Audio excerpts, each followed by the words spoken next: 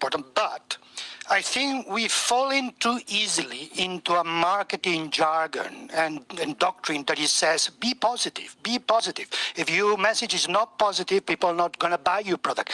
And I think that might work in marketing, but I think running a movement through marketing rules is a mistake because they operate in different ways.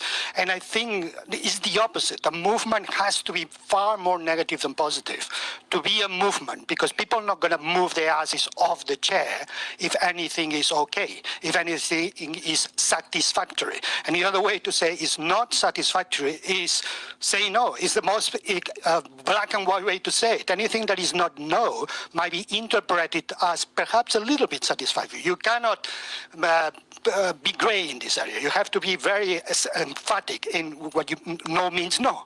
And if you notice all the movements we have at all levels, human or otherwise, the problems arise when there is pragmatism that removes the strength of the word no and starts to put other words inside, and people get confused. They don't know what they're fighting for because we simplify it. So the positive thing is always good strategically to know what are you saying yes to, but in communication through movement, through getting people mobilized, is better to say no, because that is what at least people stop and pay attention when you say no. And then when the attention is on you, then you can say, where are we going? But if you don't stop them doing what they're doing, they're not going to listen the positive message, because you're going to go, as everything is so positive. Everything, it's like when somebody in America, you go and you go to a shop and say, have a wonderful day. And you don't hear it anymore because it's a positive, meaningless message.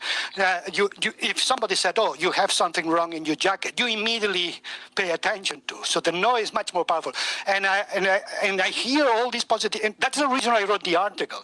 The article was, I wrote it because a reaction of me of an excess of positivism in marketing that was getting into campaigning and movements to the point that I was diluting the message, because our message is a very no message.